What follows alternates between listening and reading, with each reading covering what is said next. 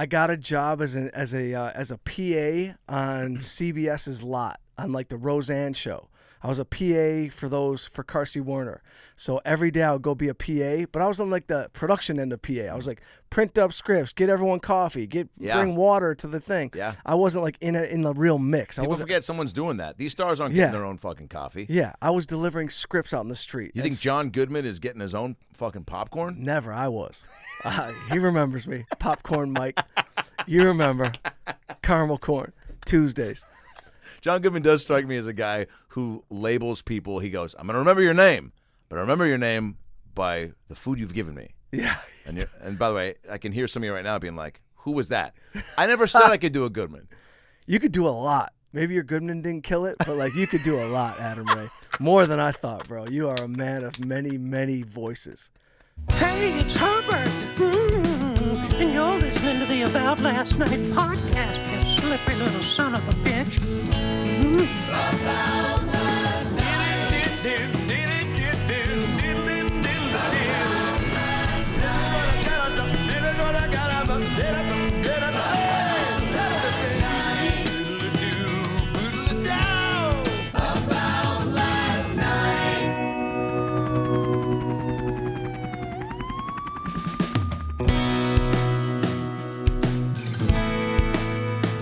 Woo, baby. I am in the Vegas of the Northwest, Salem, Oregon. Guys, welcome back to the About Last Night podcast. Hope you're having a great start to the week.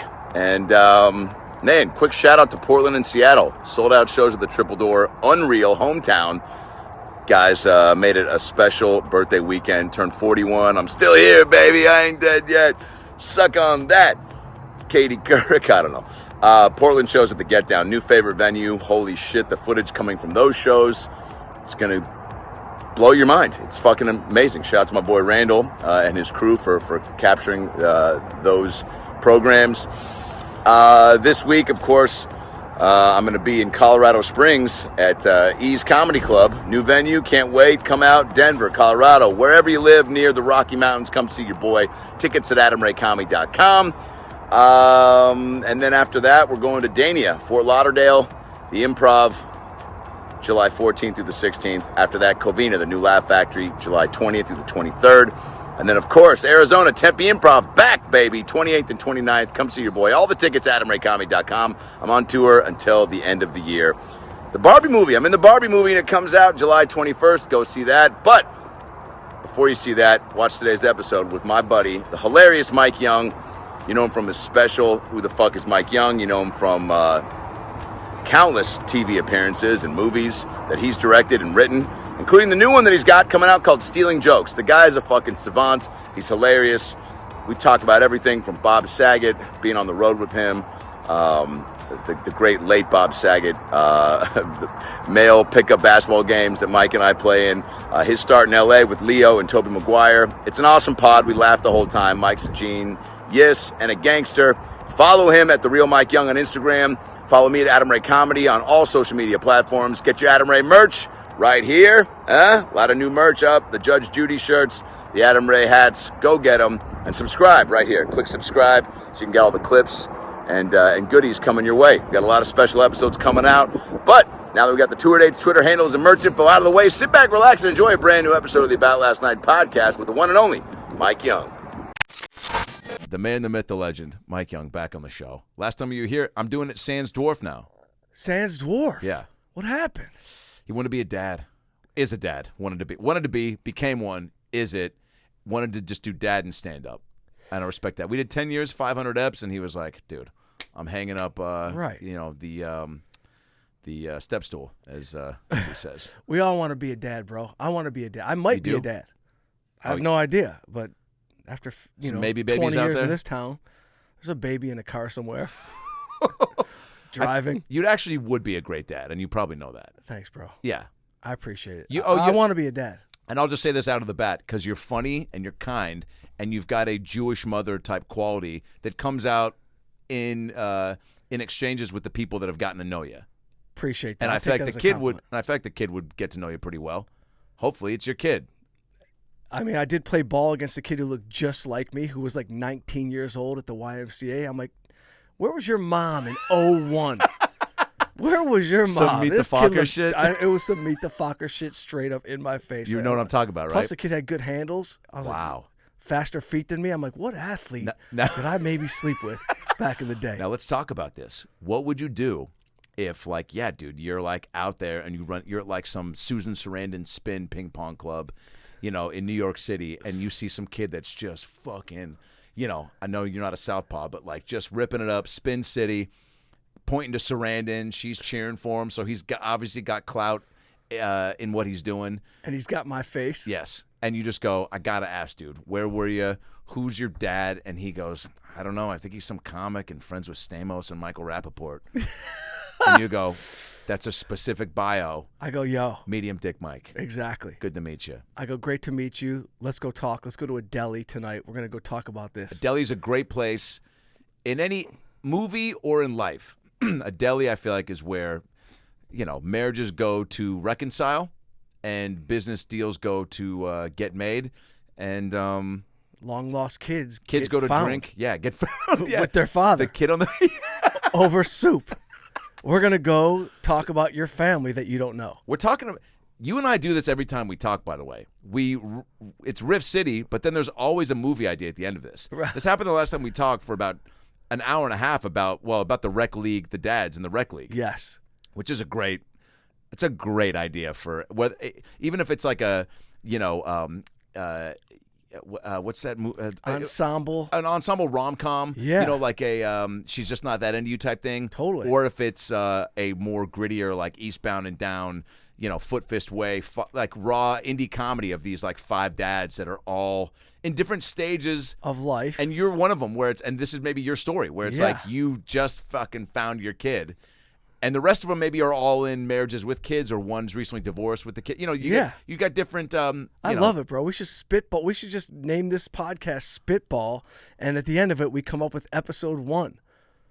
It's funny, man. Stamos put me in a room one time. He had a show where like a kid got dropped. You know, it was like Put you in a writer's room. A writer's room. Finish the thought, because Yeah, a lot of he our put me- listeners were like, "All right, Stamos has an aggressive dark side where he put just me in locks a you in a room. sauna." Yeah, you And should see his house. I've been in that room. He goes, "If you can't take the heat, get out of the sauna." And you go, "That's not the saying, John. 20 more minutes." Yeah. He put me in a writer's room of a show he had maybe 5 years ago that like a kid gets dropped off at his house and that whole situation happened. Don't think I haven't thought about that possibility. I mean, Wait, a kid got dropped off at the house I'm saying like his kid showed up at his door. That was like the premise of his pilot episode. for grandfathered. Is that what it was? Yes, Grandfather? with Josh Peck. Yeah. Yeah, was that like 5 years ago? Yeah. Yeah, 5 years ago. Stamos put me in the writer's room. He's like, yo, will you go in there and punch up jokes with these guys? And That's and a it was real Mike, story. Yeah, and it was Mike Royce. Yeah. Was the showrunner. Great Yes. dude. Bought me an Apple TV. Like, no money, but they just bought me a Christmas gift Very for my nice. work. I It's feel like better than a show mug. Bro, I feel like all I do is work for Apple TV, Hulu. I work for Roku's. You know what I mean? If you hook up my cable, I'll Yeah. write your whole season. Dude, if you have a password for PAX, I'll check back in and see what, you know, Diane Lane's friends are doing, you know, because Diane Lane. killing it. But her friends that didn't, you know, come through on auditions that were substantial are working on shows that only air on PAX. And if you know what PAX is, I think it was the Christian TV network. It was like Channel 6. In Seattle, Channel 6 now is like a weird NBC affiliate where they'll play like, you know, like ping pong classics, but you're like, I don't even know. ABC Sports. ABC Sports. Ping pong. Yeah, no, not even that. Okay. Like stuff that just should live on YouTube. Right. So PAX just gave you a lot of, Kirk Cameron probably was in a lot of it because there was a lot of like, you know, sure, gays can eat sandwiches, but should they really be able to ride the bus? And you're like, is this the whole movie? Or and this is Kirk Cameron doing the narration and playing both part, you know, CGI. So I guess my question is, Do I have a kid out there that I don't Yeah. know? Probably not. But I really did just play ball against a kid who looked just like me, and I had the thought of like, let me see where this kid was, you know what I mean, where his mom was in 01. And I love the rec league idea because, you know, just like my act, I've been in every league. yeah, And it's funny because I'm like, this is a bit that could go on for 40 minutes, but I don't, of course, as a lazy writer sometimes, it's a 4-minute bit that should be 40 minutes. You know what I mean? I should name every player that's out there because there's so many of these characters on that team. And a rec league, I know rec league's been kicked around here and there, like in the zeitgeist in the TV world, but I don't know, man. Let's go talk to Casey Bloys over at HBO and see what he wants to do. You need real people that have lived the rec lifestyle and also are at a stage in life where people can connect with it. Like, we're at the age where it's like, that's still a very much a thing. Yeah. And then maybe, and then give or take 5 years up and down. Yeah. But, the 19, 20, even 25-year-old dudes, they're still at LA Fitness and whatnot. They're not like... No, they don't hit the 40-year-old, you know what I mean? Yeah. Worn... You know what I mean? Beat down, hockey league injuries guy, are just waiting in the wings. Yeah, just 2 knee braces. Oh, there's also more life shit going on that gets commiserated with after. You see young 20-year-olds at 24-Hour Fitness. They're hitting the clubs after. They're on Tinder during a timeout, which there's no timeouts in LA Fitness, but there are because these kids are so fucking disconnected from hoops and connected into women. And you're like, fucking, you look at them and being like, hoping that they'll be like, we're going to roll to high. And you're like, nah, I got to ice my asshole. And so, there's a lot more, I guess, just, trauma that a 40-year-old's dealing with at a pickup game. And it all comes out in the game. Yeah. I don't know if we talked about it or not, but I brought you to the game at the YMCA that time. Set the table. And you're my guy, bro. Like I think you pushed somebody down or you got into a little bit of a fight. And I'm like, you know what? Adam Ray's no punk. Like I bring Adam Ray. He doesn't care what show you're on, Jerry. You know what I mean? I didn't touch Jerry Ferrara. You didn't touch Jerry, but I think I'm a big fan. But also, size difference. You can't pick fights with people smaller than you. But the kid was bigger than me. And hey, man, he was talking all game, all game, and I'm the new guy, so I'm playing with kid gloves. But hey, man, 2 things I'm going to control: boxing out and wide-bodied, and playing committed defense. I can't assume that I'm going to be getting the ball every possession. Yeah. I might park in the corner for some open threes when I see people start to, be like, new guy probably doesn't got it, and then let me just start, making it rain, Philip Seymour Hoffman style from Along Came Polly. But instead I decided to stay in the post and just get rebounds and hustle and earn my stripes that way. And so this guy was, definitely a lifer in the game. And he was like, dude, new guy's bumping and grinding too hard. Which you weren't. You were just playing ball. Just playing ball. Playing ball. I had Charles Oakley shoes on with Patrick Ewing Hart and a fucking, John Starks, mindset. And fucking, I was just Starks mindset. You were gonna say footwork, and you realized what you were about to say, and you just went right to mindset. You're like John Starks. Mindset. Great cover, bro. Great. Listen, I've had so many run-ins in men's leagues. Never asked back, all my moments. Yeah. I've almost been. I remember. Ben Affleck and Matt Damon 19 years ago at the Y playing in their league. They had like a personal trainer that would come with them. And I remember he got chippy with me. And we started kind of like jabbing at each other a little bit. Like it got their trainer did. Their personal. Someone told me it was their trainer. It was like Igor was like he was like a personal trainer, choppy. Like, I saw the first draft of Good Will Hunting. You're like, okay. But we got cool for a minute, and he was like one of these guys who like kind of taught them boxing, but really didn't know boxing, like a Hollywood boxer. Gotcha. And he kind of and I knew how to box, and I threw a couple moves on him, but I didn't touch him. But he fell. He fell in the gym. Like I tripped him up. He just got off balance and he fell. Uh-oh. And I remember Matt Damon and Ben Affleck, bro, looking at me like, who's this guy from Detroit that we're going to respect every Tuesday night at 8? I've had so many of those moments, bro.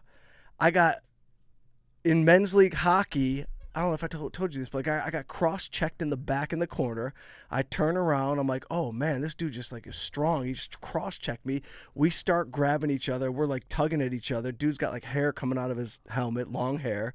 And we don't end up really fighting, but we kind of both got penalties, both tugged a little bit. Yeah. I get back to the bench. They're like, you know who that was? I'm like, who? He's like, David E. Kelly.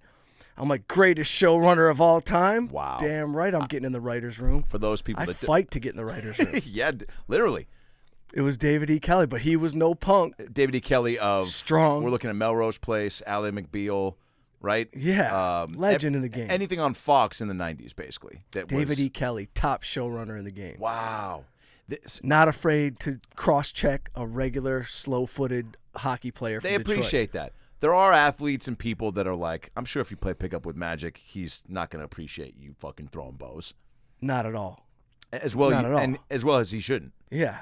And you shouldn't be doing that. No, we had Marty McSorley play on our team one time from the Kings, and a dude on the other team didn't know it was McSorley, and McSorley kept telling him, yo, bro, quit getting chippy.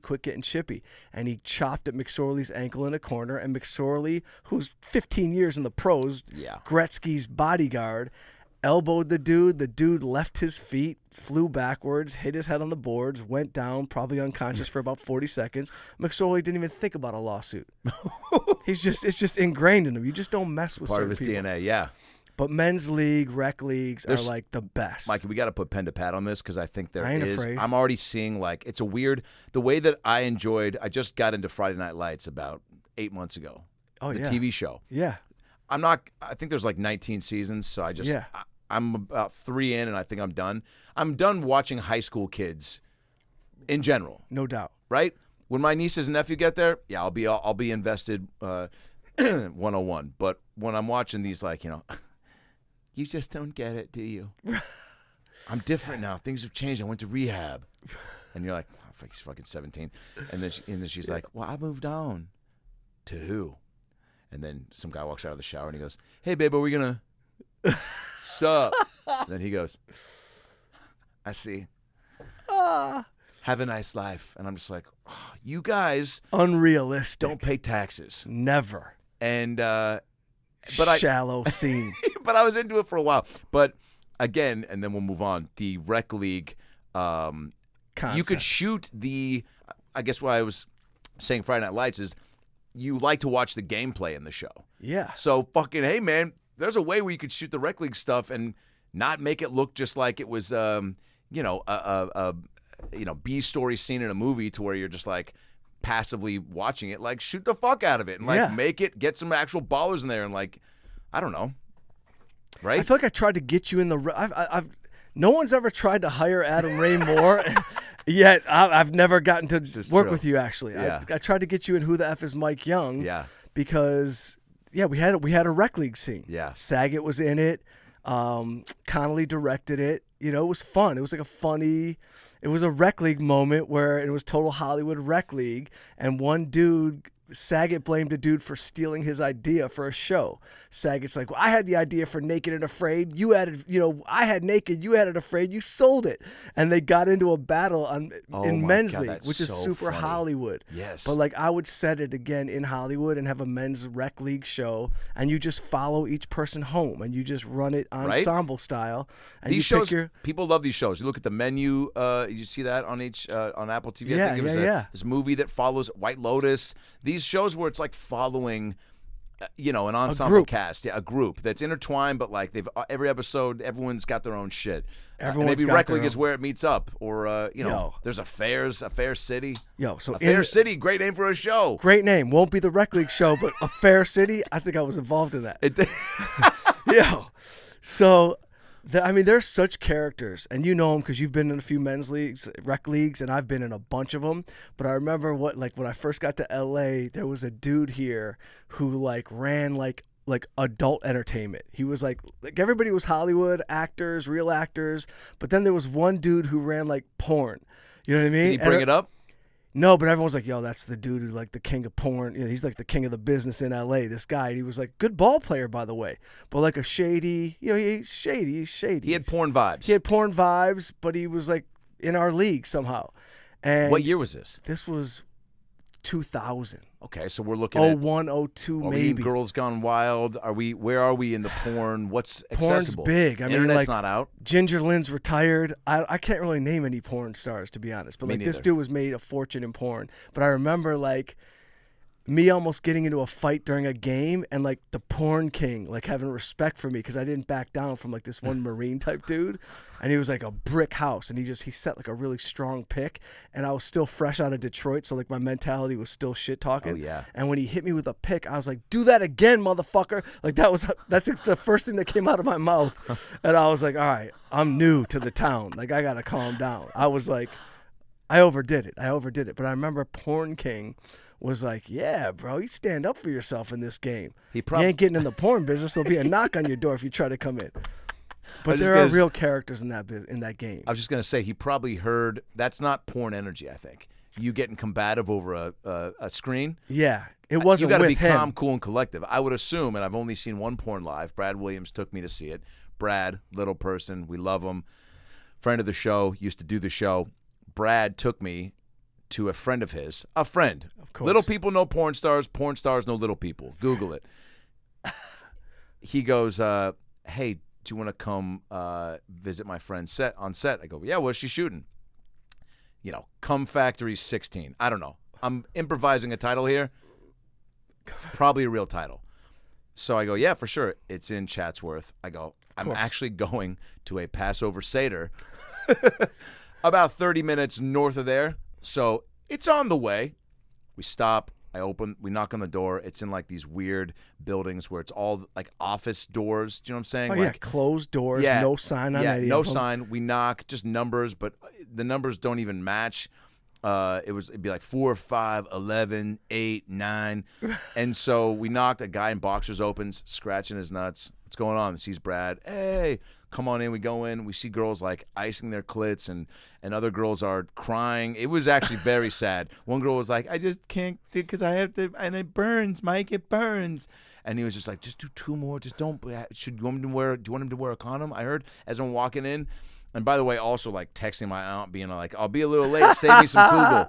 Right? And so I'm hearing it burns. Just have him wear a condom, as I'm being like, yeah, surely. I don't need, I eat gluten, so you don't have to put. 1 matzo ball, not 2. 1 matzo ball, not 2. We go into the little set, and there's girls doing like webcam stuff, and they were on a tarp and then like a floaty, a little pool, one of those little kid pool floaty things. Yeah. And one of them made the other one start squirting, and I'd never seen that live before. Oh, yeah. And I looked at Brad, and I was like, what do we do? Because we were just standing there. It was like a room this big, and there was the director and the girls, the person who was taping it, the pervert that was watching with a camera. And Don't then the tell him girls. that, by the way. They think of themselves as real directors. Oh, this guy was probably like, I told her when to squirt. And you're like, okay. And so I told her so Brad, I know joke. I go, what do we do? And he was like, just smile. And then I literally started going like this, and Brad started doing it with me. A true yes-ander. We just both started clapping. That's amazing. As she was just fountain of youthing over her friend. It's amazing that's possible. Amazing. And so the point of that story was the chutzpah on these fellas. You getting, picky over a pick. Yeah. Probably didn't scream, that's my next lead. Right. The guy he I wasn't saw, even thinking about me. the guy I casting me. saw coming in post squirt scene to just take on both the gals. I mean, he was Adrian Grenier from Entourage meets Clooney. Sprinkle a little Statham in there. Yeah. Little bit of medium dick Mike. Right. And dude, this guy was just Superstar. enjoying his life. Written all over his Yeah. face and hers. That's your lead. Yeah, that's your lead. That's your lead. Speaking of writing movies, Stealing Jokes, your next venture. Next venture. Your 5th movie This is my 4th movie. that you 4th movie. wrote, directed. Wrote and directed. Yeah. I wrote, yeah. God, man. It's not like I've done so many, but it's either 4 or 5. It's one movie's a lot. It's my 4th movie. It's my 4th movie that I've written and directed. Do you know how many people have written movies that are just sitting on their computer or in a stack somewhere? 50,000 at least. That you have. No, I'm saying 50,000 People. people minimum right here in this town have Yes. stacks sitting on their desk. I've been very lucky. I don't take it for granted at all. I don't have any other answer other than I've just tried to make funny, good little movies. I've only been in the indie world. I haven't broken out into, studio big time, You want whatever. I do just to see what it's like, Yeah. but I kind of do dig the indie vibe. I like getting down and dirty. I like writing something great, knowing I could do it for a number. So I do like putting confines on myself in Yeah. terms of like, you got to play within this box. Yeah. So I do like that, but it'd be nice to go do a giant studio comedy. Fuck yeah. I harass random people at Netflix periodically.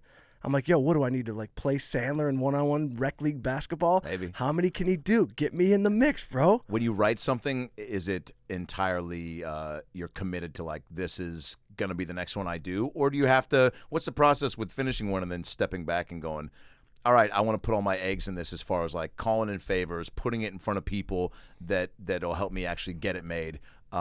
Is there like you obviously love everything you're writing, but there has to be a point where you finish it and you maybe go, I don't know, you're either talking yourself out of why you shouldn't make it, or something else comes along, you get a better idea right after, and you go, all right, I'll shelf that one and start this one, and that'll be the one.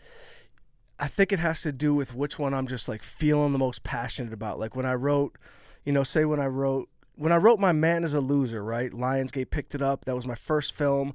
That was some guys coming to me with money saying, we want to make a movie. And I had this idea for like a single guy helping his married guys that I was just dying to write. And they had a different idea, but I convinced them to let me write this and see what they thought. I wrote it, had passion for it. They loved it when I wrote it. And then they let me direct it. I had never directed before. I didn't go to film school. Yeah. You know what I mean? I'd never directed before. They let me direct it. And after that, it was successful in its own right. And then it was kind of just what you said. It's like then I had another idea for what became a stand-up guy. And I write it, and I'm like, I have to make this somehow. Like and this will never happen, but like in my mind, I'm like, I'll rob a bank to get the money. Like I so want to make a movie that I write because it just kind of like gnaws at me if I just write it and then I'm trying to pitch it or I'm trying to sell it. It's like so hard to sell something. So my mentality has always been like write something that I love, that I think is really good, and raise the money and shop around for the people I know that could help finance it and get it made. Because I just kind of took a note from like even like the old Vince Vaughn would always say, like, if I didn't raise the money for Swingers, I'd be auditioning for 20 years. Like he just... Is that the story with that? Yeah, like Vince Vaughn will tell you like he would have never worked if him and Favreau didn't like get the money together on their own for Swingers. And so I just look at it like there's no rules to the game. You write something dope that you love, go scrape some money together and just make it. It's all money. I mean, it is all money, but to get things... I mean, it's to just get at them the made, end of the day, yeah. It costs money, but it sometimes doesn't cost the money you think it does. It's like you get your crew together, and it's like even you probably know the guys from like Sunny in Philadelphia, right? Oh yeah. They went and shot a pilot for what, 40 grand, 30 grand, 50 grand. What they had in the can was so funny and so dope that it was easy to get the rest of the money. Undeniable. Right. So you got to just make something that you love enough to show someone who goes, oh my God, let's put the rest of the money in it. Yeah. So I don't believe in like any regular rules. I haven't lived by the rules. If I did, I'd never work. Like I've never been a rule guy my whole life anyway. Growing up in Detroit. Against you were like what? You'd rebel? Just a rebellious kid. Just kind of didn't. My dad was in scrap metal. All he had was he just made a living off he had a dump truck. You know what I mean? And so he just sold scrap metal up and down 8 Mile. And so from that, I always saw like, there's no rules to the game. Be a good person, get along with people, handshake deals, and just kind of go through life. He taught you that? He did. He was just like, yo, your word is all you have. Make something really good, and there's no rules in terms of how to get it done. So your interest in the business started young, yeah? Yeah, I was like glued on the television, glued to sitcoms, watching as a kid watching like Norman Lear shows, thinking I could guess the dialogue. I was always a dialogue guy. So I always and I always had a ton of characters around me. Like my friends were characters. They were never like just regular normal people.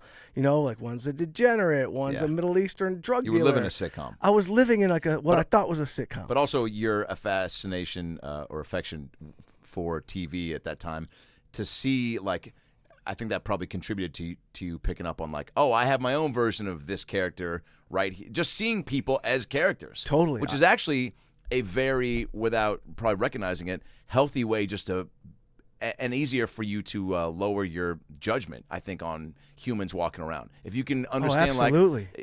I used to do that in high school at the time, and then as I got older, I was like, oh, this guy that I'm meeting reminds me of this guy, and that guy I knew well enough or knew of in high school, knew what he was going through, that I'm kind of attaching the same characteristics to this guy. Totally. Maybe they're not both coming from a broken home, but like he's doing what this guy did, and I'm going to give him benefit of the doubt. And that's that's just going to make me enjoy this party a little better. I would always read books on I would read some writing books, right? And one of the exercises I used to do, which sounds ridiculous, you're like, Mike, you didn't do this, but I would sit on a bench down in Venice or whatever beach, and people would walk by, and I'd write a paragraph of what I thought this person was. I would just write a little bio on random characters. So I would have a book of a bunch of characters in my notebook. And so if I wasn't drawn from real life characters that I knew, I'd go sometimes into the notebook and go, oh, remember this one dude who walked super straight up, who was probably a Marine, who probably had a drinking, I would just I would collect characters. And so I took the writing part of it all really seriously. And look, man, I'm not the greatest writer, but I put the work in. I love writing. I love getting someone's voice down, who's the core of someone, and just living in their shoes for however long. So before I write anything, I know who my characters are, right? And then when you put them in a situation, kind of what they're going to say. Backstory is key. Right. Backstory is key. Having an understanding of at least you need. How much would you say, when you're writing? By the way, creating your own trading cards, comic books, whatever. By having all these people, it's there could have been a world where Medium Dick Mike is trading baseball cards, on the streets of 8 Mile, and they're like, I'll give you a Frank Thomas and a Cal Ripken Jr. for Mike. What do you got? Well, I got a Darren who works at my dad's scrap shop, Totally. And here's his stats. 2 DUIs. 6 selling pairs weed of shoes. illegally while it's legal. Yeah, I got all those. But characters. how much do you need to flush out a character? Let's say. To give an actor maybe a chance to really dive in. Could you give him just a beat sheet, or are you giving him a 6-page diatribe? I'll give an actor a couple paragraphs on the character, and even in the exposition of the script, I'll try to write some key sentences that kind of give them something to lock in on. Yeah. But I won't do a 5-page bio on anybody and give it to the actor. Let the actor bring some stuff. No actor. Maybe some want a big time background on them, but I'll give you enough to know who this person is, where they come from, how they talk, what their cadence is, why they talk the way they talk. I try to give them a little bit, but I don't know, man. I just want to get things made. Bro, I also come from a Jewish family like you, so I'm a neurotic person.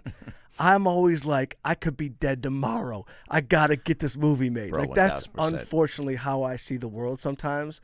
And I had a lot of tragedy as a young person, a lot of death around me, really? Believe it or not. As a kid, my dad died young, my aunt and uncle died young. Everyone was dying in my family. So I was oh shit, I got a minute. I got to get all the shit done. I was just going to say, what does that do to you? And that's what it did makes to you. You hustle so hard because you think It's genetic. Tomorrow's not guaranteed, and that's a shitty way to do some project. Because sometimes I'm I should have taken more time on that project. You know what I mean? I'm still alive, but it gives you a little bit of 20/20. It gives you a little more of a burning fire in you. Wow, dude. It gives you a little more fire if you think like that, and I don't think that's a great way to think all the time because. Some people could take a long time on a project and they're cool with it, but everyone's always patience is a virtue. I'm nah, fuck that. Hurry up is a virtue. Why can't hurry up be it? Why is patience always got to be the virtue? Wow. Why can't hurry up? Let's get it going. When did patience get the headlining How did patience spot? Get the top spot? Yeah. Who did that? Hurry up is Nietzsche? a virtue. Who is that? Be proactive is a virtue. Proactive. Hustle hard. Plus, I didn't really know anybody in this business when I got here, so I was I only had a couple years before I was going to run out of money and have to go home anyway. So I was you moved here after high school or what? After college. Yeah. College was? Yeah, Arizona. Yeah. Went to U of A, moved in with my girl from Chicago. I did 2 years in Chicago, a year in Detroit, not knowing I was going to come out here. So I was kind of I was actually later to the stand-up game than most of my friends. I came up with Sebastian, Brett, Bobby Lee. Yeah. Those guys were 5 years in the game when I got here. So I was a late bloomer in stand-up, but I'd always been kind of writing, in the background, just writing anyway. I came out here with scripts ready to go. From Arizona that you were writing? Or Chicago? Or were you writing in college? Yeah, I was writing short stories in college. I was in a creative writing class that really sparked my love of writing. Wow. And Terry McMillan, the famous, author, went to my school. And I had this professor And yeah, man, I'd say the one time I realized I could, because you don't know if you can write it. You just write what you feel. You don't know if people are going to dig it. But I was in one of those like high-end nerd classes where I just, everyone's going around, what's your favorite movie? And mine's Rocky. Everybody else is like, The Bicycle Thief, this, that. And I'm like, Rocky 1. Everyone laughed at me. But then when we turned in our stories, there was just like this moment in class where everyone turned in their story, and then Monday came, and I'm thinking, well, my story is going to be like 19th out of 25 kids that they dig. But the teacher came in and was like, this is the story we're all going to follow. And it was my story. And it was the story that I wrote high in the library, by the way. I was stoned. I wrote it in the library in like 3 hours. But it let me know that I had like a knack for dialogue and a knack for kind of story. And I was like, yeah, you fucking nerds. Watch The Bicycle Thief all you want. Great movie, by the way, but like don't laugh at me because of Rocky. And by the way, if we're talking bike movies, E.T. is where I would start. Exactly. So I don't know what this thief stole, if he was stealing bikes or just stealing sandwiches on a bike. Either way, I'm out. Seacrest, out. Yeah, out. You see The Fablemans? You're Jewish. My Jewish neurosis has helped in my writing life. It's also helped in your personal life. The way you bonded with my mom in a hallway so quick. Yeah. By the way, Jewish moms in hallways is the new comedians in cars getting coffee. Yo. Jewish moms in hallways. It's true, man. Like I saw your mom and immediately it's like, I felt it. I could feel this good mom, good kid. Yeah. You're a good dude, man. Thanks, you know what I mean? I have a good Jewish mom also. Yeah. I come from probably we're like a rougher batch of Jews. We're like scrap metal. My grandpa owned the Purple Pussycat Bar in Detroit. You know what I mean? One was a butcher. Like we didn't get we're not all lawyers and doctors on my side or accountants. Yeah. You know what I mean? We got like one lawyer, maybe two lawyers, and then there was a couple of bar owners and scrap metal. Did they all want you to do that then? Because it's also, when you're coming from a blue-collar city, also, I mean, obviously Tim Allen is a Detroit guy I think of. Now we got, Sam Richardson with you too, right? And what's his name? Tim Robinson. But true, but entertainment-wise, and there probably is way more, right? But as far as, I don't know, comedians, actors go, I would say most kids growing up in Detroit don't have a connection to the business, right? Right. So when you came out here after AZ in Chicago, you know that you're going to write a lot. You know that you're going to go to clubs. I got a job as a PA on CBS's lot on like the Roseanne show. I was a PA for Carsey Werner. So every day I would go be a PA, but I was on like the production end of PA. I was like print up scripts, get everyone coffee, bring water to the thing. Yeah. I wasn't like in the real mix. People forget someone's doing that. These stars aren't getting their own fucking coffee. Yeah, I was delivering scripts out in the street. You think John Goodman is getting his own fucking popcorn? Never. I was. He remembers me. Popcorn Mike. You remember. Caramel corn. Tuesdays. John Goodman does strike me as a guy who labels people. He goes, I'm going to remember your name, but I remember your name by the food you've given me. Yeah. And by the way, I can hear some of you right now being like, who was that? I never said I could do a Goodman. You could do a lot. Maybe your Goodman didn't kill it, but you could do a lot, Adam Ray. More than I thought, bro. You are a man of many, many voices. Many voices. Maybe your Goodman didn't. Hey, look, there's going to be a lot of people writing in. You're probably losing subscribers as we speak. Bottom line was that every night I went home, I would work on a script. So I just would work all day there, and then I'd come home and I'd write like a movie that I was like, didn't know what it would be, but I would be working on a script and in my mind thinking one day I'm going to get this movie made because this is how it goes. You just write a movie and you don't even know. I didn't know anything. You weren't reading I was reading sitcoms during the day. I'd get their scripts at Roseanne. I'd be reading them, and Smart. In my mind I'm like, could you guys hire me as a writer? I'm like, I'll write on the show. And they're it doesn't work like that, Mike. By the way, it kind of does and it kind of doesn't. Yeah. There is no rule book for this. There is pay your dues. I think that's true in any job. Yeah. But I don't know, man. Who's to say one guy couldn't have been like, all right, hotshot, write a script for me tonight. And then if it was good, you fucking get hired. If it sucks, you give Goodman more popcorn. Totally. And I was willing to go either way. I just wanted a shot. And it's funny because I had a script written for myself. I had my own sitcom when I got here. It was in my bag. Smart, by the way. Got a manager, went and did the Montreal Comedy Festival New Faces, right? This is hilarious. I end up getting, this is the year Orny Adams is doing it, right? And everyone at the festival's like, he's the guy, he's the guy, he's the guy. I ended up getting a deal with Warner Brothers. after like my 6-minute set, right? I don't even know what a deal is. I got $1,100 in the bank left over. I get a deal. My manager at the time is like, you got a deal. They're offering you this. I'm like, what does that mean? He's like, you could quit your job at the PA if you want. I'm like, well, just let me know if I could quit and let me know if I could tell my mom that I'm really getting actual money from these people. Long story short, I get my first meeting with Warner Brothers. I don't tell my manager that in my backpack, I've got like 5 copies of my script that I think is my show. I don't know about development deals, bro. I don't even know what it is. I get in the meeting, and the executives are like, Mike, do you have any ideas for yourself? I'm like, funny you should ask. I unzip my backpack, bro, and I pass out fucking 5 scripts of my sitcom in the Warner Brothers meeting. And they're like, thank you, that's great. And my manager looks at me like, if you ever do some shit like that again when I'm with you, I'll never talk to you again. Why? I have no idea, but like I just did it. I just was like, yeah, here's my sitcom. Because you don't know the layers. I didn't know like the layers of it. They got writers under deals that are going to meet you and they're going to write for you. But meanwhile, every time I connected with a writer, I kind of thought I could write my own thing better. And it just took a long time to show that. Maybe the business is different now, but like then when I pulled out my scripts, your shot, man. Also, they asked, you were ready. See, that's a weird thing where they were probably like, and I somewhat get it. Like, what do you got? We're all ears. We're all ears. We brought you in because we're interested in the Mike Young business. And yeah. They're like, here's the business thing. Yeah. Whoa. What, are you prepared? Exactly. What we were asking as like a courtesy, follow up, circle back, email us. 100%. We won't respond. Chase us down. Go audition for 6 shows that you have nothing to do with, like that you'll never get the audition on. Wow. Which I did. I auditioned for like everything, and I was like, why are they even sending me on these things? Like, really? what did they sign me up know. for if I'm going out for this stuff? But that being said, it was nice because I was able to finally put a little money in the bank, quit my regular job, and That's a big deal. never look back. And have time to actually like make the this the plan A, right? Exactly. And not have.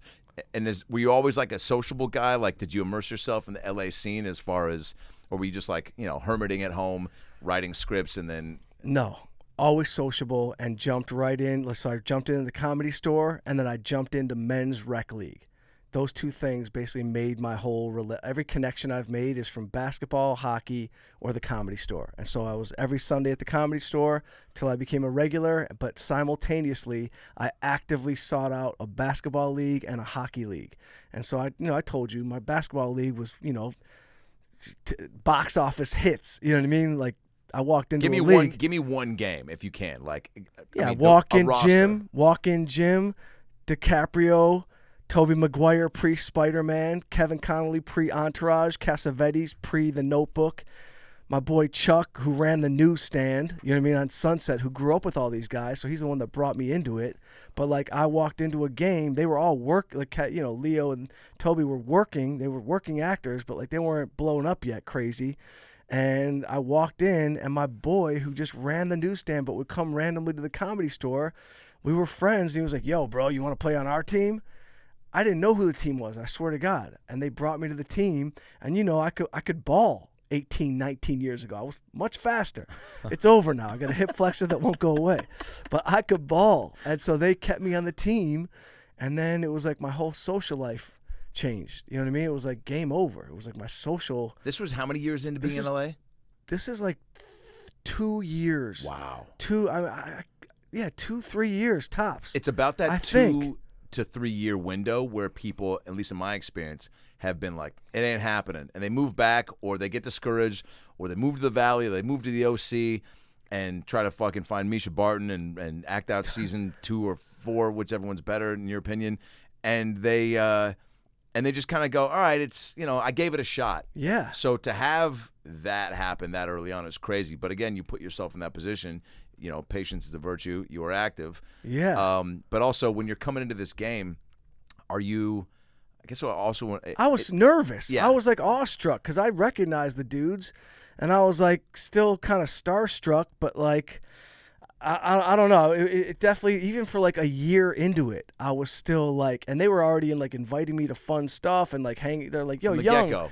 Yeah, from the get-go, pretty much. They were just like, yo, Young, come to the house. We're having a party. And, like, all of a sudden, I'm in the mix, but I can't pretend that I'm still not a dude from Detroit, not accustomed to, like, being around celebrities and all this like star dudes. Yeah, your celebrity encounters back in Detroit were what? Tommy Hearns, Yeah. 6-time world champion down the street. Yeah, Yeah. that's fine.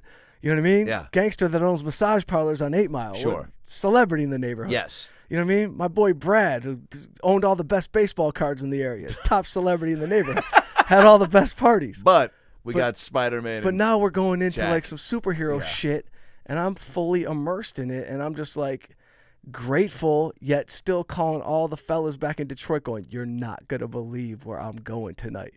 And it was just super cool. And so I can't pretend that that wasn't like a great thing for me, because they opened doors for me, and they, more than anything, kind of just taught me that there are no real rules, and that, they just kind of taught me the way to just move you could just move in different crowds, and just how to move in Hollywood. I was going to ask, because you met these guys when they were all, like you said, popping off. Pre-pop.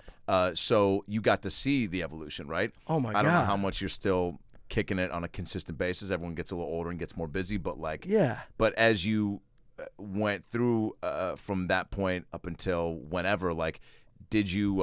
How much did you observe from afar? As far as all right, cool, I'm seeing in just the way they do things and the way they're maybe staying out of the limelight, or the way that they're choosing projects versus did they. So I want to know how much of that you picked up on, and then did they also ever just pull you aside and Leo go, hey, bit of advice, from my experience, because I know that you're in this. If this ever happens, or would you ask them? I would just kind of learn by example. Leo was always about quality of projects, so I kind of took a mental note on that. I was like, this dude has a stack of scripts at his house that his manager would come over and sit there and be like, these are the 5 best things we've read.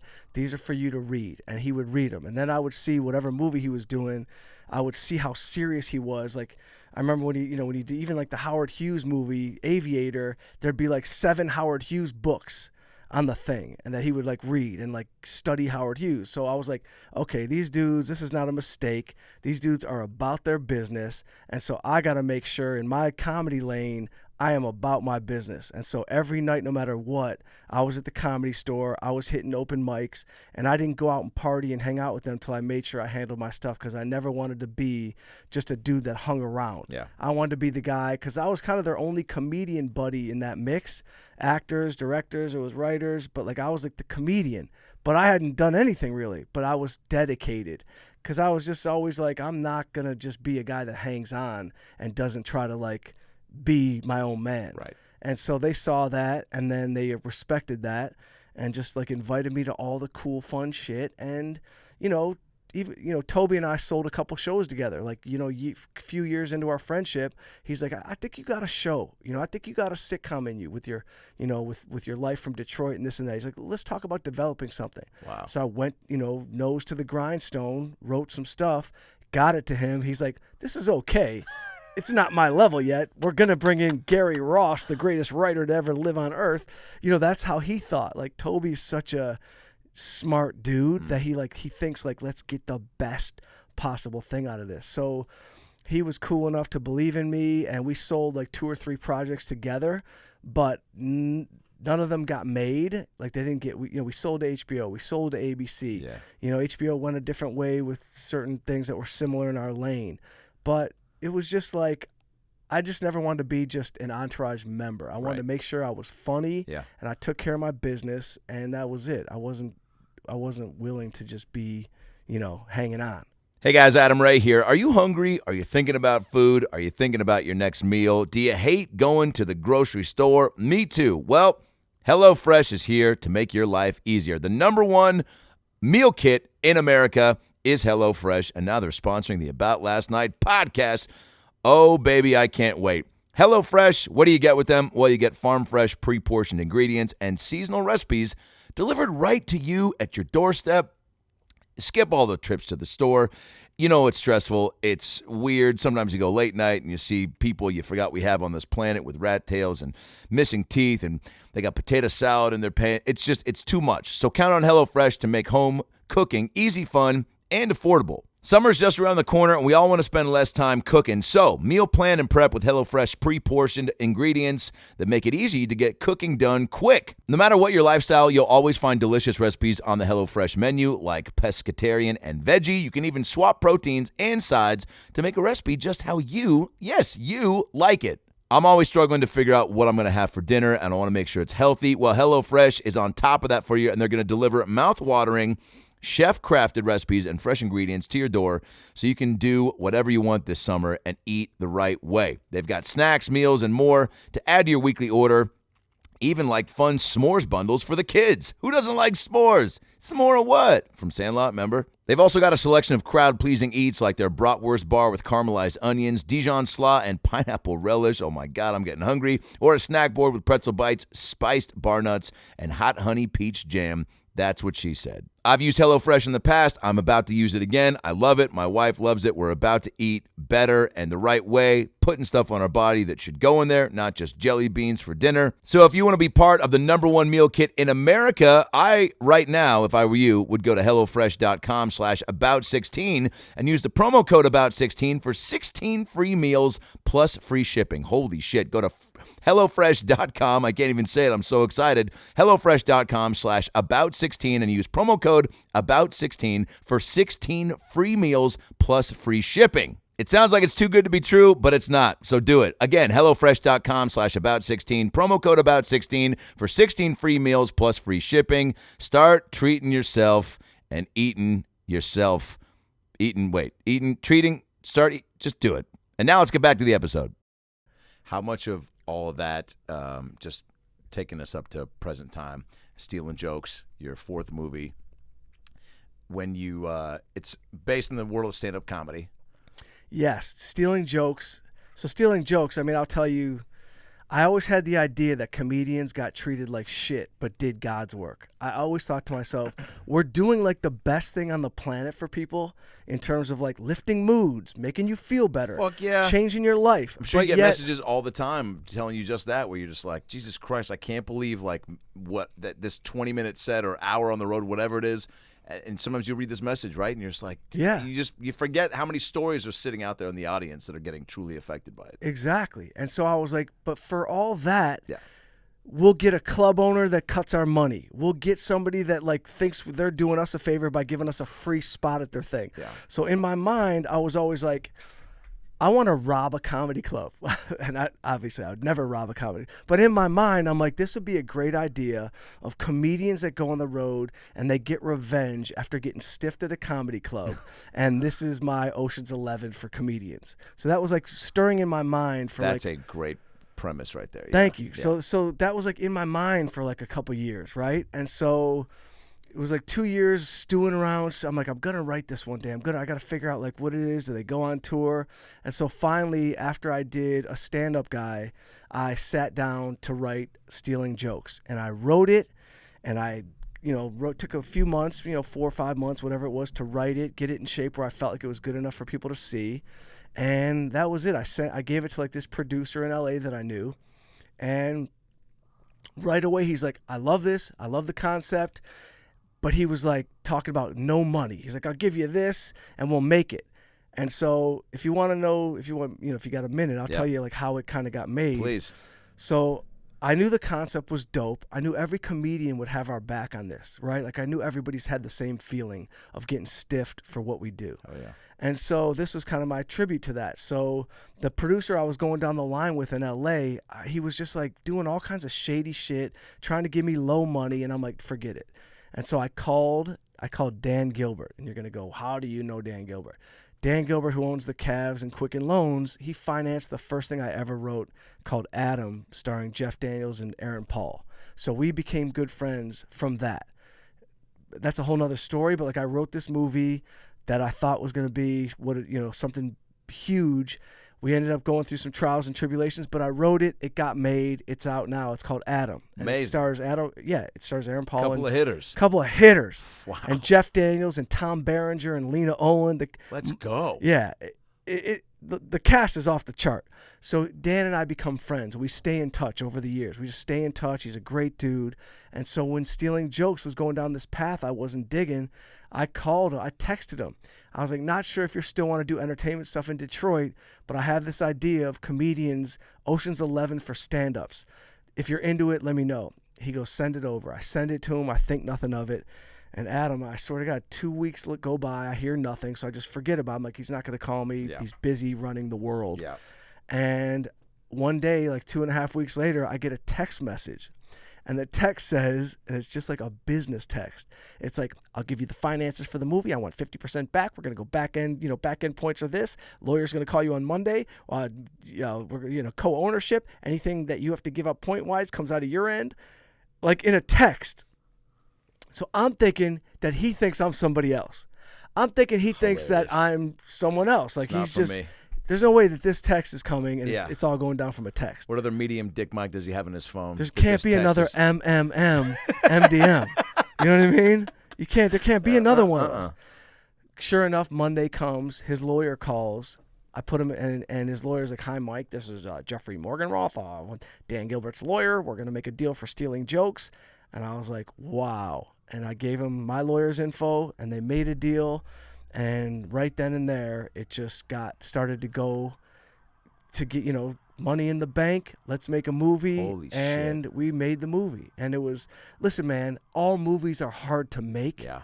So we had a whole situation where COVID shut us down with I had different cast in the first one. I had Josh Segarra from She-Hulk and from a couple other things. And then we got shut down for COVID. We had to shut down for 5 months. When I came back, everyone's schedule was a mess. I couldn't afford Adam Ray. He was on a TV show. And I was roller skating around Chippendales. Yeah, for sure. Shirtless like you wanted to be. No. Unafraid they of kept it on me. And so I recasted the movie, and boom, we came out with what I think is a really fun, funny movie. Well, you sent me the reel. I sent you a reel, which is like, you have 5 reels in a movie, and I sent you 20 minutes of it. It's awesome. My first thought was how good it looked. And then as it starts to get into it, I go, oh, man, because I read it. So it was just capturing so much of that. And it just felt also like, if you've watched any of Mike's movies, Stand-Up Guy, My Man is a Loser, Adam. And this. It also, anything in the stand-up world, I'm immediately like, oh, I'm intrigued by it. And watching with a comic's eye. And it just was shot great, man. Everybody was popping on screen. Yeah. And I just immediately was invested in wanting to see the whole thing. Great. So I can't wait for it to come out. I know you're deep in editing right now, right? Deep in editing. I should be picture locked in like the next 2 weeks. It is hard, bro. It is. Making a movie is freaking hard. It just is. And it's like, I'm so beat up. Like, I'm beat up. You need time to decompress after? Yeah, and I haven't decompressed yet because we're still editing, but I will decompress at some point.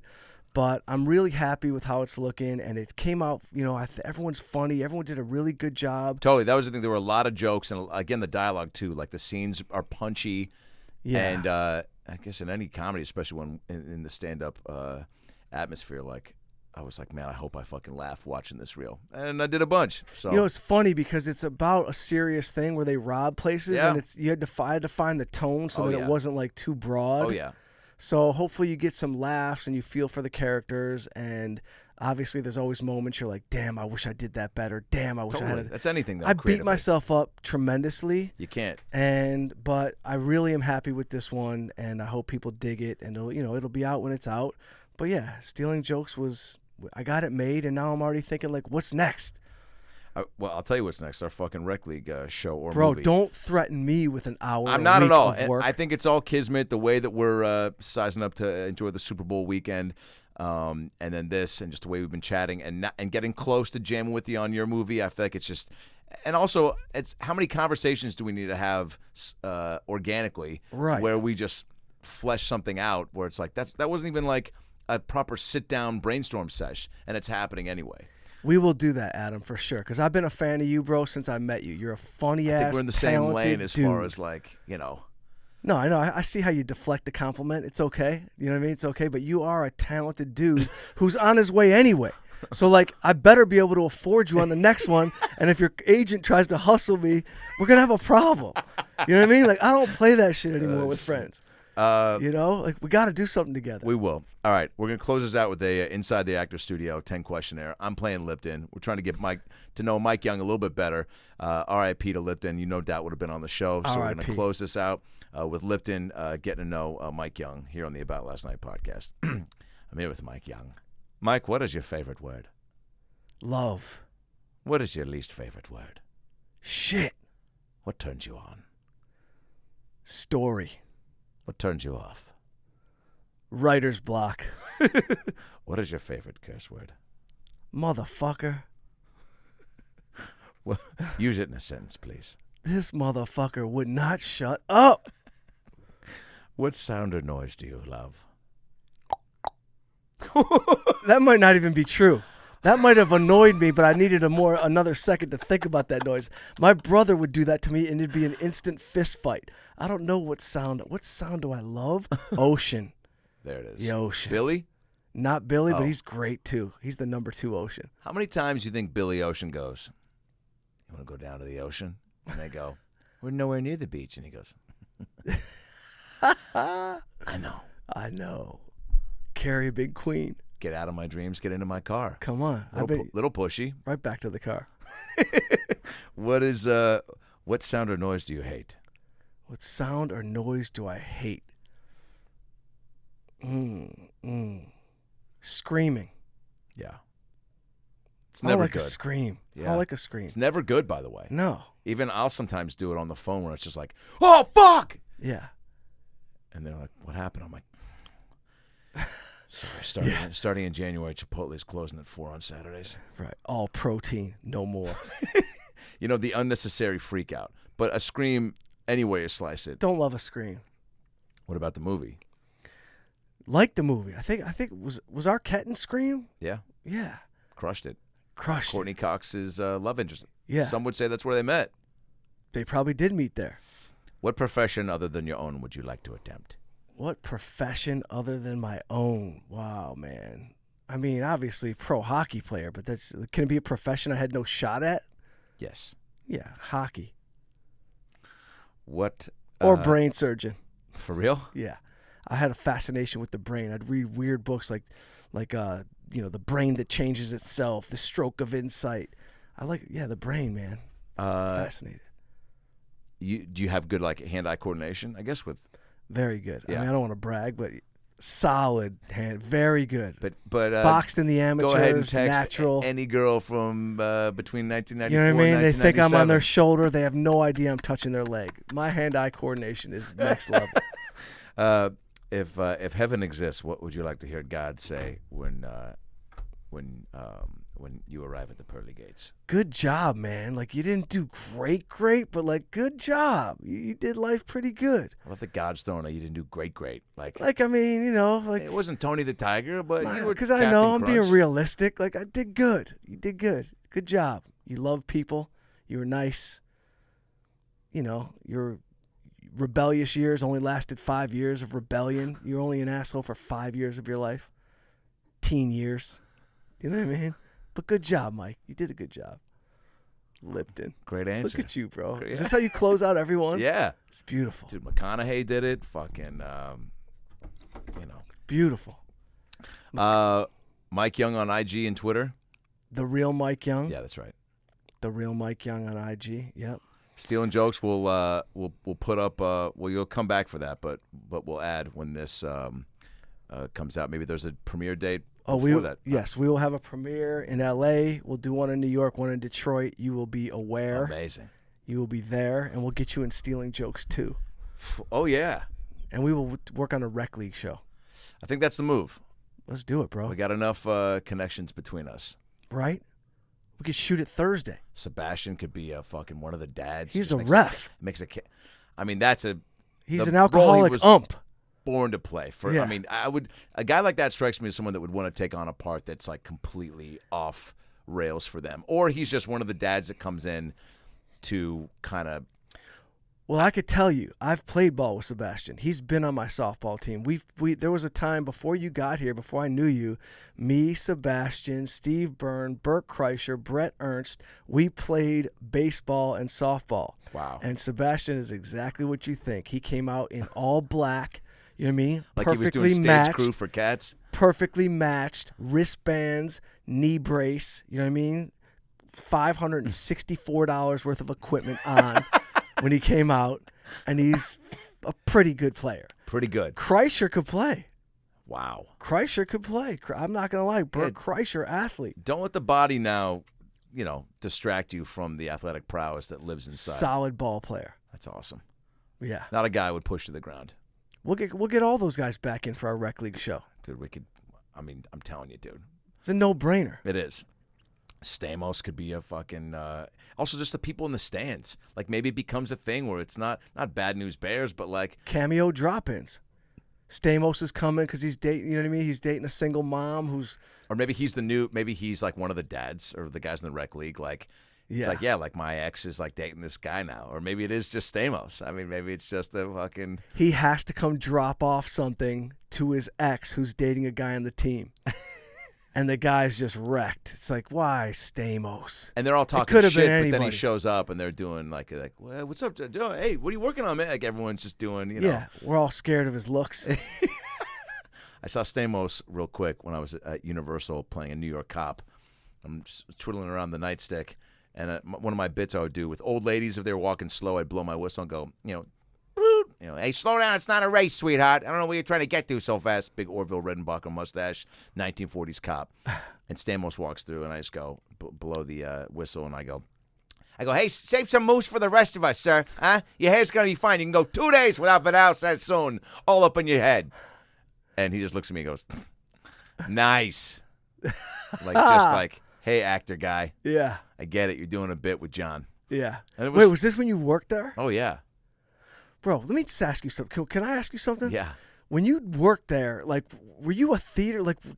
I'm like, what is your technique? Putting on an improv clinic as Wolverine, which is why I eventually got demoted. No, were you I did get fired as Wolverine. Were you a kid doing voices and characters all the time? Yeah, more or less.